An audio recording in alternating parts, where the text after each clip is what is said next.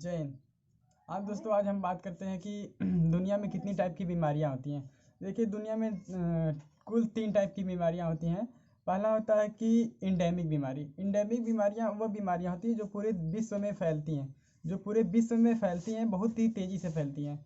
जैसे कि टाइफाइड हो गया, मलेरिया हो गया, और भी कई बीमारियां होती जो कि इंडेमिक बीमारियों में आती हैं। और इंडेमिक बीमारियां बहुत तेज़ी के साथ फैलती तो है, लेकिन जान बहुत ही कम मात्रा में लेती हैं। और सेकंड नंबर पे आता है कि ईपीडेमिक बीमारियां उस बीमारियों में आती हैं जो पूरे विश्व में कुछ सीमित देशों में रह जाती है, जैसे कि एक दो देशों में रह जाती हैं। और यह भी बहुत तेज़ी से फैलने वाली बीमारी है। जैसे कि आज से 100 साल पहले स्पेन में आई थी एक बीमारी, स्पेनिश फ्लू।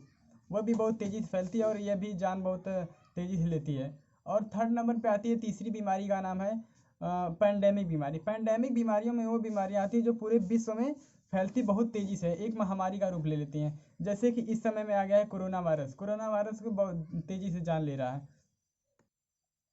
आज से 100 साल पहले एक स्पेन में बीमारी आई थी, स्पेनिश फ्लू। तो जैसे ही स्पेन में स्पेनिश फ्लू आई थी, वैसे ही 100 साल पहले बाद आज यह फिर से रिपीट हुआ है कोरोना वायरस।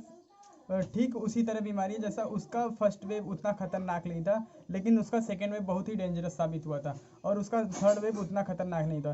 ठीक उसी प्रकार कोरोना वायरस का भी फर्स्ट वेव उतना खतरनाक नहीं था, लेकिन उसका सेकेंड वेव बहुत ही खतरनाक है। और संभवतः यह बताया जा रहा है कि उसका भी थर्ड वेव, कोरोना वायरस का भी थर्ड वेव उतना खतरनाक नहीं साबित होगा। यदि डाटा के अनुसार देखा जाए तो कोरोना का फर्स्ट वेव उसका पीक चढ़ा था सितंबर महीने में। सितंबर के 16 सितंबर को उसका पीक चढ़ा था। तो 97,839 केसेस सबसे हाईएस्ट काउंटिंग किए गए थे। और उसका सेकेंड वेव का पीक आया था अप्रैल महीने के 16 तारीख को। उसका पीक आया था 2,34,941 केसेस। सेकेंड वेव का पीक चढ़ा था अप्रैल महीने में। तो डाटा के मुताबिक अगर हम बात करें तो पूरी दुनिया में हम लोग टॉप कर रहे हैं, ऊपर से टॉप कर रहे हैं कोरोना के बढ़ते हुए मामले में। इस बार का जो कोरोना है बहुत ही लीथल है, मतलब दैट्स मीन इस बार का कोरोना वायरस बहुत ही खतरनाक है, क्योंकि बच्चों की इम्यूनिटी पावर तो काफ़ी स्ट्रांग है। और जो 40 से 45 साल के लोग हैं उनका वैक्सीनेशन हो गया है।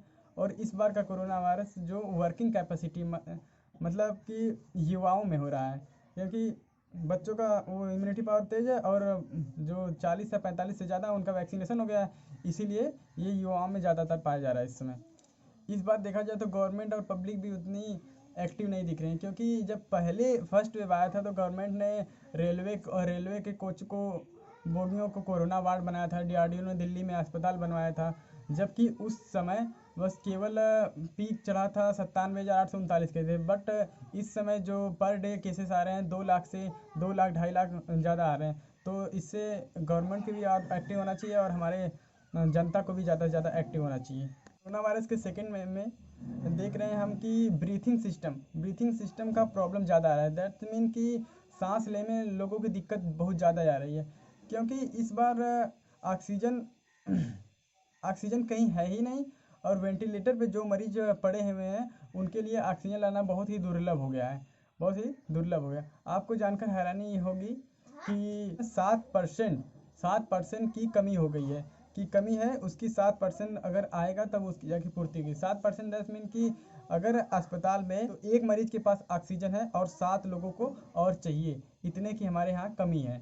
इसीलिए देख रहे हैं कि ऑक्सीजन की काला बाजारी, ब्लैक मार्केटिंग बढ़ गई है, जिससे ऑक्सीजन के दामों में 9 गुना बढ़ोतरी हो गई है और ऑक्सीजन मिलना बहुत ही दुर्लभ हो गया है। दोस्तों, भारत में जो 100% ऑक्सीजन जो मैन्युफैक्चर होती है उसमें से केवल 15% ही ऑक्सीजन हॉस्पिटल में जाती है, जो कि मोर देन सफिशियंट होता है। यानी कि जो 15% ऑक्सीजन अस्पतालों में जाती हैं वह बहुत काफ़ी होता है। लेकिन जो कोरोना वायरस के इस मामले में चल रहा है, इस समय कुछ ऑक्सीजन की कमी हो जा रही है। और जो 85% ऑक्सीजन होता है वो इंडस्ट्री वाले ले लेते हैं, जो कि गैसियस रूप में होता है। कहने वाली बात इसमें यह है कि इस समय सरकार को जहाँ पर ज़रूरी ऑक्सीजन है वहाँ पर देना चाहिए, जैसे कि वेल्डिंग में और ऑटोमोबाइल, यहाँ की ऑक्सीजन को रोक कर सरकार को सप्लाई देना चाहिए हॉस्पिटल में, क्योंकि स्टील कंपनियां जो टाटा की कंपनियां हैं, और Jamshed steel Tata company, Jindal Tata company, इन्होंने पिछले साल भी बहुत बड़ा योगदान किया था, क्योंकि और कोयले की खदानों में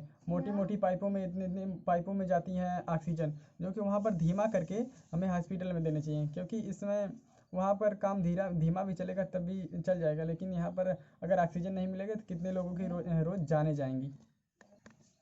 हालांकि पिछले साल रतन टाटा जी की स्टील कंपनियां और Jindal steel and Tata steel ने बहुत बड़ा ऑक्सीजन में योगदान दिया था।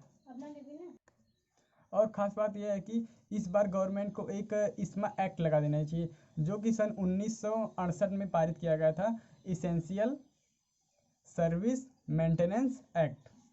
जिस डिपार्टमेंट में इस्मा एक्ट लगाया जाता है, उस डिपार्टमेंट का अगर कोई भी कर्मचारी हड़ताल पर बैठता है तो उसे बिना वारंट या बिना एफआईआर के उसे हम जेल में डाल देते हैं, और इस्मा एक्ट लगाने की सूचना हम न्यूज़पेपर के माध्यम से दे देते हैं। इस्मा एक्ट लगाने का मतलब, अगर कोई कर्मचारी बैठता है तो उसे बिना वारंट या उसे बिना एफआईआर का जेल में दर्ज कर सकते हैं। उसके साथ ही साथ उसकी सैलरी भी कटेगी और उसकी जॉब भी ख़त्म कर दी जाएगी, यानी कि उसका जॉब को फिनिश कर दिया जाएगा। आगे बात करते हैं तो कोरोना वायरस का फर्स्ट वेव जो आया था, उसमें पूरी तरह चाइना जिम्मेदार था, क्योंकि उसमें हम लोग उतने जानकार भी नहीं थे कि क्या कोरोना वायरस होता है। लेकिन सेकेंड वेव में हम लोग पूरी तरह जिम्मेदार हैं, पूरी तरह हम ही लोग जिम्मेदार हैं, क्योंकि शादियों में पार्टियां होने लगी और रोड पे बिना मास्क के लोग घूमने लगे, और चुनावी रैलियों को तो पूछो मत, ऐसा लगा कि कोरोना वायरस कुछ है ही नहीं, इससे कुछ होता ही नहीं है। और हम बात करते हैं कि उत्तराखंड में जो कुंभ का मेला लगा था, वहाँ पर भी वहाँ के गवर्नमेंट को भी आगे ऑब्जेक्शन लेना चाहिए, लेकिन नहीं लिया गया था। जहाँ पर उत्तराखंड में कुंभ का मेला लगा था, वहाँ के एक बहुत महान साधु थे, महामंडलेश्वर जी, और उसका वहाँ पर कोरोना वायरस के चलते मृत्यु हो गई। भगवान उनकी आत्मा को शांति दे। और इस कुंभ के मेले में 60 से 70 साधुओं को भी कोरोना वायरस हो गया था, और लगभग वहाँ पर 500 से ज़्यादा कुछ पर्यटक गए थे, जिनमें से कुछ पर्यटक भी कोरोना पीड़ित हो गए थे। इसलिए हमें बहुत ही बचा कर रहना चाहिए, सोशल डिस्टेंसिंग और मास्क का ज़्यादा से ज़्यादा उपयोग करना चाहिए। उसके बाद जब उत्तराखंड की मीडिया ने वहाँ के लोगों से सवाल करना स्टार्ट किया, तब तो वहाँ की गवर्नमेंट कह रही कि कोरोना वायरस तो खुले में होता नहीं। भाई साहब, उनको कौन समझाए कि भारत की सारी सड़कें तो खुले में ही हैं। अगर ऐसा होता तो भारत में कोरोना वायरस होता ही नहीं। और बात करते हैं कि वैक्सीनेशन की, तो हमारे भारत को विदेश से भी कुछ सीखने की ज़रूरत है। जैसे कि ब्रिटेन से हमें कुछ सीखने की ज़रूरत है, क्योंकि ब्रिटेन ने एक कंटेनमेंट जोन बनाया, वहाँ पर जहाँ पर कोरोना वायरस के मरीज पाए जा रहे हैं, उस एरिया को पूरा 100% लॉकडाउन कर देना चाहिए, और वहाँ पर कुछ पुलिस फोर्स भेज देना चाहिए कि जैसे यहाँ पर कुछ कोई दिक्कत हो रही है तो वहाँ पर सबकी उचित व्यवस्था करवाए, और बाकी जगहों को फ्री कर देना चाहिए, जैसे कि बाकी लोगों का रोज़गार भी चले, और इधर लॉकडाउन भी जब पूरा ये सही हो जाए तब यहाँ पर लॉकडाउन हटा देना चाहिए। और दूसरा काम कि ब्रिटेन ने वैक्सीनेशन का काम बहुत ही तेज़ी से करवाया, जिससे कि वहाँ से ज़्यादा लोग वैक्सीनेशन करवाए और ज़्यादा जल्दी ठीक हो गए। और हमारे यहाँ तो वैक्सीनेशन उल्टा धीरे से भी हो रहा है, और यहाँ पर जनसंख्या भी इतनी ज़्यादा है, और उल्टे से वैक्सीनेशन का भारत से निर्यात भी हो रहा है। तो भाई साहब, हमारे यहाँ इतना वैक्सीन खुद ही नहीं है कि अभी निर्यात हम लोग किया जाए। यहाँ पर पूरा कंप्लीट होने के बाद गवर्नमेंट को यहाँ से निर्यात करना चाहिए। कोई खुद के हाथ जलाकर दूसरों की मदद नहीं करता।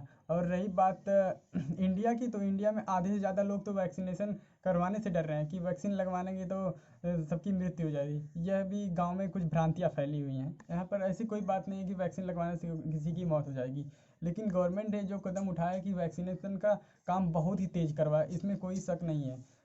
भारत सरकार ने वैक्सीन लगवाने का काम बहुत ही तेज़ किया है। और रही बात कि हमें कौन सी वैक्सीन लगवानी चाहिए और कौन सी वैक्सीन नहीं लगवानी चाहिए, वैक्सीन कितने दिनों में लगवानी चाहिए, तो इसकी बात हम अगले वीडियो में करेंगे। Thank you so much video देखने के लिए।